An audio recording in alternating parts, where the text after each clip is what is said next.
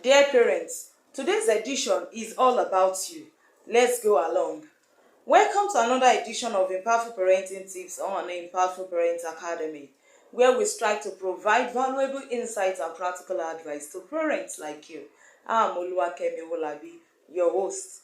Today's edition is all about parents. We want to discuss 10 things you should not do to your child. 10 things you should not do to your child. Let me first of all establish the fact that your child is an emotional being just like you are. Your children also feel emotions even though they are young. So there are some things that you should not do to your children even though you are the one that gave birth to them. Number 1, do not abuse your children in any way. I mean mental abuse, emotional abuse, or physical abuse.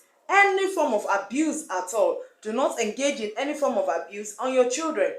Some parents are fond of telling their children that you don't know anything. Mentally, you are abusing that child. Some parents are always telling their children that you don't know more than crying. You can't even do anything right. It's still a form of abuse. And some parents cannot correct their children without beating the hell out of them always. You are constantly beating them. You are constantly beating them. You are constantly beating them. That's not the best way to correct your child. So any form of abuse on your child is wrong. Dear parents, do not abuse your child. 2, do not neglect your duties on your child. Provide their basic needs. Basic needs like food, like shelter, like clothing, and affection. These are the basic needs of children. Every child needs these basic needs to survive. They are important to the survival of every child. So do not neglect food, providing clothes, providing a good place for the child to stay, and affection for your child. 3, never compare your child with any other child, even their siblings. Each child is peculiar and have his or own characteristics and abilities. So do not compare your child. Do not say, can you see your brother? He is doing so well. He is so smart. No child, even you as an adult, you don't want to be compared with another person. It's the same thing with your child. Do not compare your child with any other child, even their siblings. Number 4, do not ignore the emotions of your child. Do not ignore the emotions of your child. Children also feel the emotions of anxiety. Children feel the emotion of sadness. Children feel the emotion of anger. They feel all the things that adults feel. So don't think because they are children, they don't feel anything, they don't know anything. No. Do not ignore the emotions of your child. Acknowledge the emotions of your child and look for a way to help your child to get out of such emotions. 5, do not engage in excessive materialism for your child. What do I mean by that? Do not buy everything that your child is asking you to buy. It is not everything that your child needs. And do not spoil your child unnecessarily with money, even if you can afford it. Give your child the basic things that your child needs. Do not give excessively or outrageously. Do not give your child what your child does not need. I wouldn't know why a child that is 10 years old is having an iPhone. To do what? To do what? The child does not need it at that stage. Give your child the basic things that your child needs per time. Do not engage in excessive materialism. Why should the child have excessive money to throw around when the child does not need it? 6, do not have high expectations from your child. It is good to set goals that you want your child to achieve, but do not have high expectations. Study your child so that the expectation that you will set for your child will be a realistic one.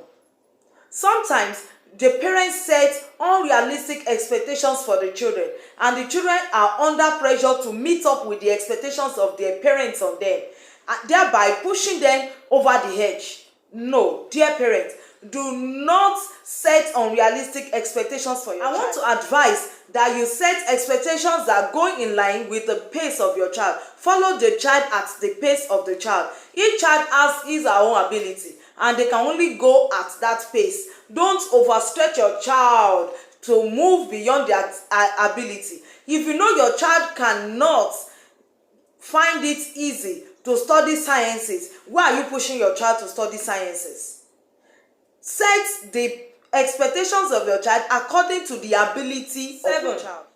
Never ignore complaints of abuse from your children. This is very important.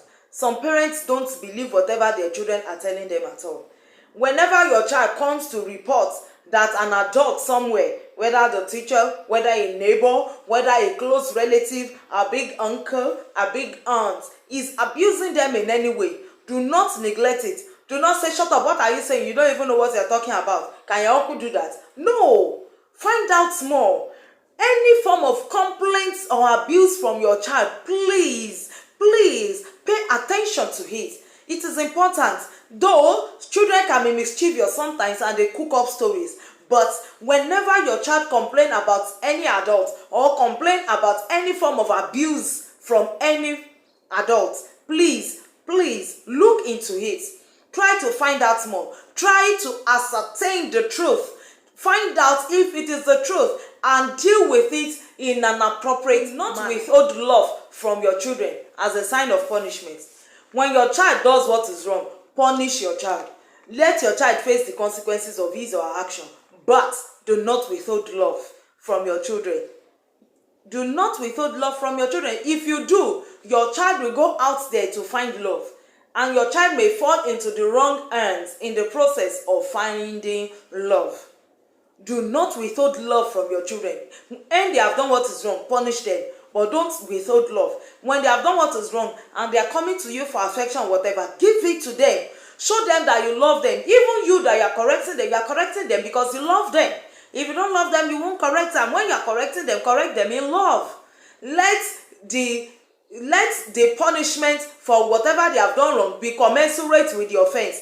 Don't let the punishment be higher than the offense. No. Do not stereotype your children according to gender. This happens a lot, especially in our part of the world.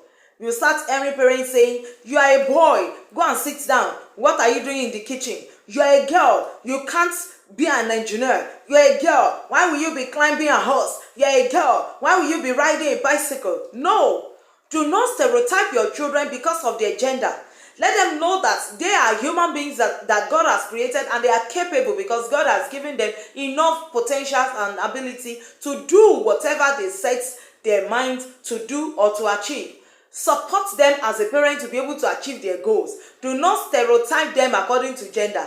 Don't say these are gender-specific roles. Don't say these ones boys should not do it. Don't say this one girls should not do it. In fact, some parents also say boys don't cry. Excuse me?